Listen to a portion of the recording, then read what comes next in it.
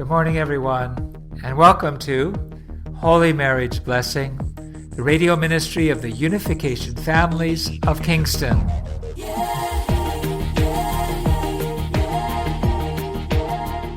I'm your host, Tyler Hendricks, here with our co-host, Pastor Ruth Muanda. Our subject this week, of course, is going to have to do with Valentine's Day.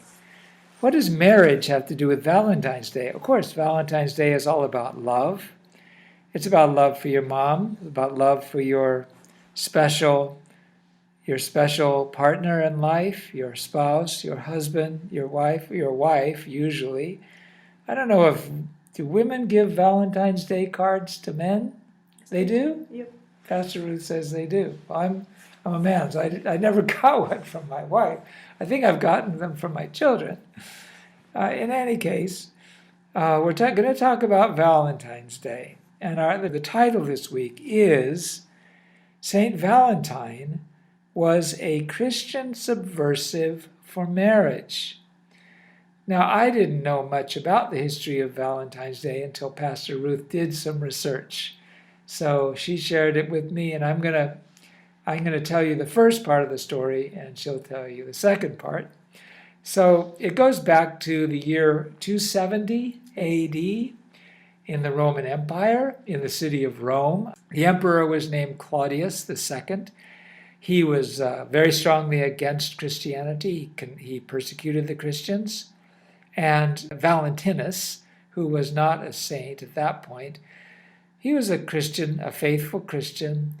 And there was one thing the emperor was doing that Valentinus did not like, and that the emperor was prohibiting and preventing young men from getting married so that they could join the army. He did not want married men in the army because they want to go home, they want to take care of their families, and of course go back to the farm. And so Claudius was not just anti-Christian, he was anti-marriage. And so it was actually against the law for young men who should have joined the army to get married. Now, Valentinus did not like that, and he started marrying young men. He would officiate marriages for young men and young women. And even though they were going into the army, he would clandestinely and secretly, without the government knowing, without the local police knowing, he would be marrying them. So this was his ministry. It was a marriage ministry. He was a Christian subversive for marriage. So he was caught one day and he was thrown into prison. And here's where the story gets really interesting. And I'll hand the mic over to Pastor Ruth.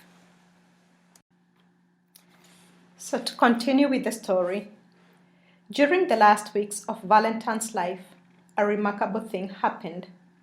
Seeing that he was a man of learning, the jailer asked whether his daughter, Julia, might be brought to Valentinus for lessons. She had been blind since birth. Julia was a pretty young girl with quick mind. Valentinus read stories of Rome's history to her. He described the world of nature to her. He taught her arithmetic and told her about God. She saw the world through his eyes, trusted his wisdom, and found comfort in his quiet strength. Valentinus, does God really hear our prayers? Julia asked one day. Yes, my child, he hears each one. Do you know what I pray for every morning and every night? I pray that I might see. I want so much to see everything you've told me about. God does what is best for us if we will only believe in him, Valentinus said. Oh, Valentinus, I do believe, I do. She knelt and grasped his hand. They sat quietly, each praying. Suddenly, there was a brilliant light in the prison cell. Radiant, Julia screamed. Valentinus, I can see, I can see. Praise be to God, Valentinus exclaimed, and he knelt in prayer. On the eve of his death, Valentinus wrote a last note to Julia, urging her to stay close to God. He signed it, "From your Valentine." His sentence was carried out the next day, February 14th, 270 AD, near a gate that was later named Porta Valentini in his memory. He was buried at what is now the Church of Praxedes in Rome. It is said that Julia planted a pink blossoming almond tree near his grave. And that is the story of Valentine.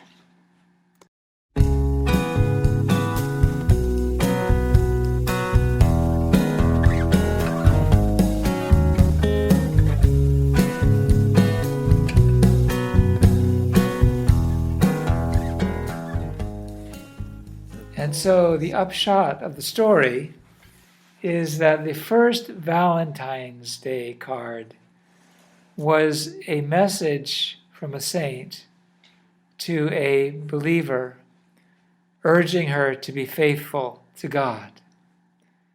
And this is the way love should be. First, we dedicate ourselves to God, the vertical dimension. On that strong foundation, we dedicate ourselves to each other.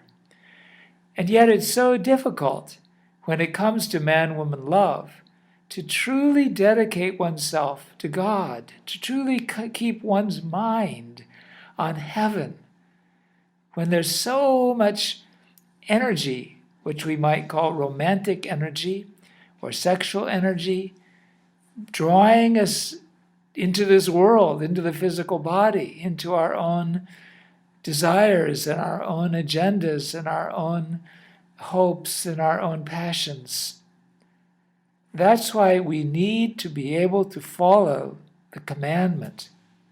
So in Pastor Ruth's readings last week, she ended from through Father Moon that God gave the commandment, "Thou shalt not eat of the fruit of the tree of the knowledge of good and evil, because you'll die." Eating that fruit, the fruit represents a sexual relationship. You should not have that relationship until God says you're ready. God wants us to have the relationship, but only when we have that vertical connection. Only when we have that Valentine's Day card that says, "You please unite with God. Be one with God. My husband, my wife, I want you to be absolutely one with God. Let's follow that commandment, not eat the fruit until we're both completely one with God." Put all of our energy in that direction. That's the true meaning of Valentine's Day. That's the origin of Valentine's Day, almost 2,000 years ago.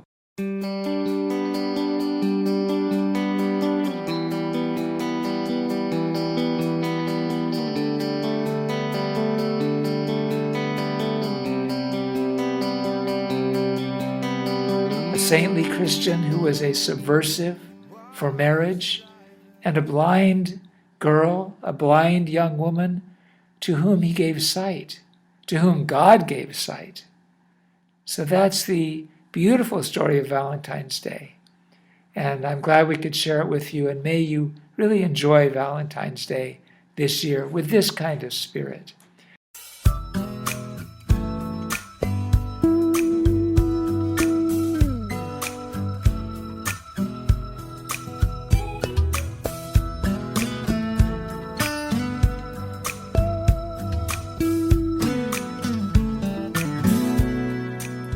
So our subject this week, again, is a Christian subversive for marriage, Saint Valentine. And pretty much anyone who is out there truly proclaiming and standing up for the ideal of marriage, of man and woman marriage as the ideal.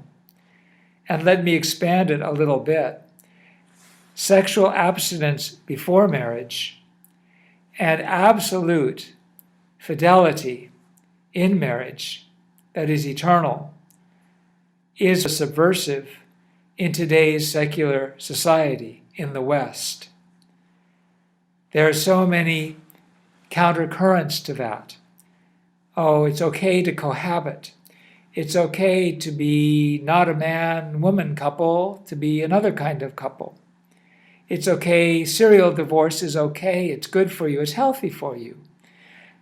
And so on and so on. And these themes and these are just becoming like self-evident truths. You go to a movie, and of course, if it's a movie with a man and a woman, 90% chance they're going to fall in love and have a loving physical relationship without any thought of marriage. Of course, that's the way things are. That's the way things should be. If all these handsome and beautiful actors and actresses behave like that, and if we're paying money to watch that, and if there's millions and billions being spent to produce that, it must be true. You meet somebody you love, you jump into bed. It's a self-evident truth. The founders of our nation said, we hold these truths to be self-evident. And one of the self-evident truths today in America is, you like somebody, you jump into bed. You think about marriage, maybe, maybe not, probably not. Doesn't make much difference. So to stand up for marriage, for sexual abstinence before marriage, and for absolute fidelity in marriage through thick and thin, better or worse, sickness and health, or richer or poorer, absolute fidelity is pretty subversive in today's secular society. But here's the amazing thing. We can unite together. Christians who believe this, Jews who believe this, Muslims who believe this, Buddhists, Hindus, the mainstream, what used to be called the moral majority, truly believe this. Parents believe this, grandparents believe it. And we are all going to be subversives to establish true marriage and true family life through the holy marriage blessing in this year of 2017. We're going to change the laws. We're going to make the laws support marriage. We're going to make great incentives to be married, to be pure before marriage. We're going to educate young people. Why? It's much more healthy. You'll be healthier, happier, more balanced, more at peace with yourself, in every way positive, to be sexually abstinent until marriage. It's not easy, but we support each other. Your parents will support you, your colleagues, the movies won't support you, the rock music won't support you, but you got to get into the right religious community.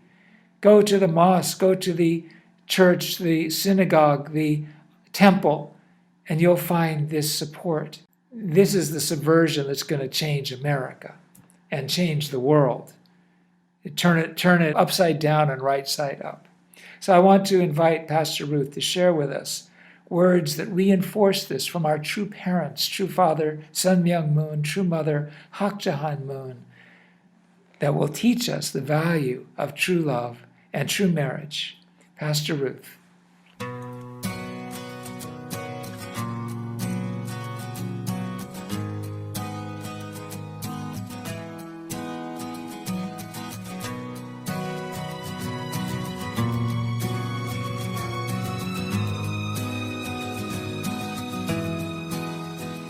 Thank you so much, Dr. Hendricks. And we're going to turn to our readings from our true parents, our true father, the Reverend Sun Myung Moon. The topic being, even God is enraptured in the love of a true couple. And I read, each one of us as an individual has a mind and body in mutual conflict, and thus we should unite our body with our minds as the center, preparing a foundation of reciprocity in our mind where God can come and dwell. When such a man and a woman receive the blessing, sharing perfect love and delighting in joy in God's eyes, this is like a flower that has blossomed on earth. Moreover, all the forms of harmony that unfold through their love are like a fragrance to God. God comes to them because He wants to live amid such a beautiful flower and fragrance. The foundation upon which God loves can come is none other than the place of the conjugal love. This is the place where all things of the universe harmonize. What melody does God like most? It is the sound of the laughter of an eternal married couple that like each other and rejoice. When such a couple can understand and embrace the world and live a life with a heart that can take in the entire universe, their laughter becomes natural. Isn't the beautiful sight of such a man and woman before God like a flower to Him? This is not a simple ideal or abstraction. I'm only talking about the original world. This is how a husband and wife go together. Between a husband and wife, is there a separation of love for him and a separate love for her? For them, love is both your love and my love at the same time. It is your love and my love. True love is that with which you love with your entire bodies as one, and with your whole hearts and blood vessels as one. Who are the people who can love like this? It is a husband and wife. If there were no husband and wives in the world, would life have any appeal? When you look at the conversation of a loving couple, their words are more beautiful than any poem or paintings in the world. Moreover, how beautiful and splendid are the words just between two people in love, and just by ourselves, and just the two of us. When you look at the laughter of people intoxicated with love, they are also reciprocal. When a man laughs, he opens his eyes even bigger, and when the woman laughs, she gently closes her eyes.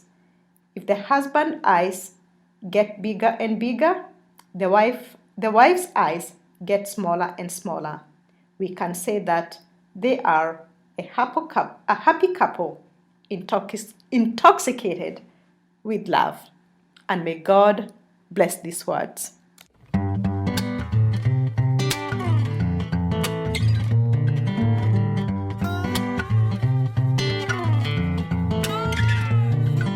A curbside prophet with my hand in my pocket and I'm waiting for my rocket to come. I'm just a curbside prophet with my hand in my pocket and I'm waiting for my rocket, y'all.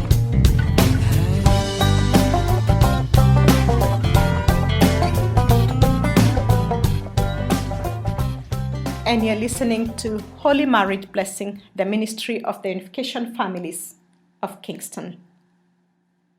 And just from our reading, and as we celebrate this week of Valentine, let us renew our vows and rededicate ourselves to each other as husband and wife, and to our children and our parents, but even more to our God, our Heavenly Parent.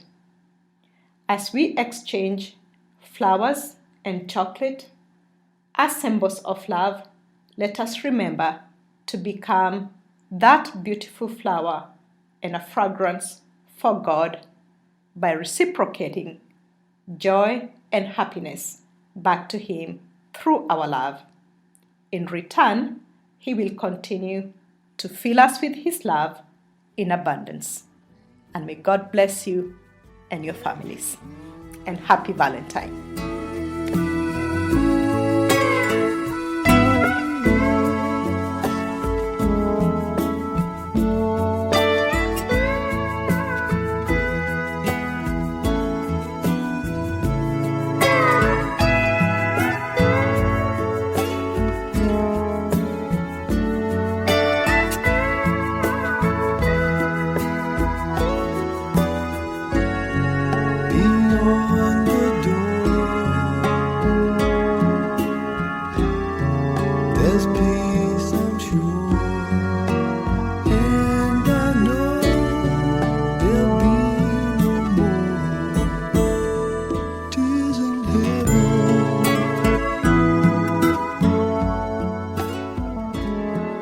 listening to Holy Marriage Blessing, the radio ministry of the Unification Families of Kingston. I want to talk a little bit more about this idea of how subversive Valentine's Day is. Actually, it started out as a subversive event because Valentinus in the Roman Empire was standing up against the emperor's decree that young men should not be married, but instead should join the army. And Valentinus, on the side, was marrying the young men. And he went to jail for it, and he ultimately was executed. And I was pointing out that to stand up for marriage today also in America, which is parallel to the Roman Empire in so many ways for today's world, to take a stance that marriage is between a man and a woman, it's going to just about get you put in jail. And if you take a stance that people should be sexually abstinent until they get married and completely faithful to their spouse, have no relationships outside of marriage, it's going to get you persecuted, shunned. It's just not cool. It's not hip.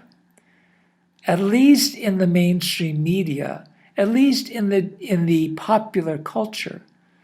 Now, why is this so? There's a saying that the United States government is like the government of Sweden, and the United States people are like the people of India, very religious.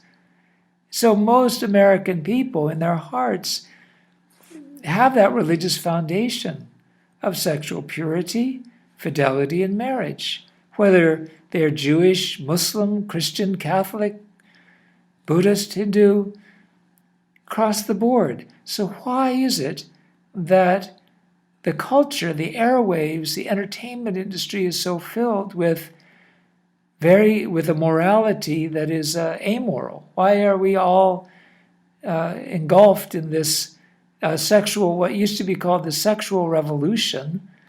And our friend Robert Kittle said it wasn't a sexual revolution, it was a selfishness revolution. It's okay to be selfish. It's okay to be individualistic. It's okay just to be out for your own pleasure. If your spouse doesn't make you happy, then let it go. And if you're not sure they're going to make you happy, don't even get married. Just have a relationship. That leads to so many bad outcomes. How did this all happen when so many religious people stand against it, don't believe in it? It's something called culture. The culture creators, those with the gifts to create culture, went in that direction. And it's a very deep, deep reason why so many gifted people with that kind of gift, also tend against the religious norms, against the religious morality, and would gradually, decade after decade, slide in that direction. We'll talk more about this next week. We're so grateful you could listen. I'm Tyler Hendricks here with Pastor Ruth. It's Holy Marriage Blessing, radio ministry of the Unification Families of Kingston. Please be with us next week and have a great Valentine's Day.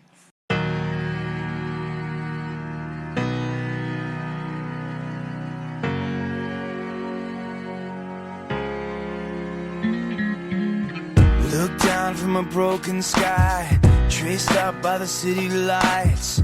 My world from a mile high, best seat in the house tonight. Touchdown in the cold black top, hold on for the sudden stop. Breathe in the familiar shock of confusion and chaos. All those people going somewhere. Why have I never cared? Give me your eyes for just 1 second. Give me your eyes so I can see everything that I keep missing. Give me your love for humanity. Give me your arms for the broken-hearted, the ones that are far beyond my reach. Give me your heart for the ones forgotten. Give me your eyes so I can see. Yeah, yeah, yeah, yeah. Step out on a busy street, see a girl and our eyes meet. Does her best to smile at me, to hide what's underneath.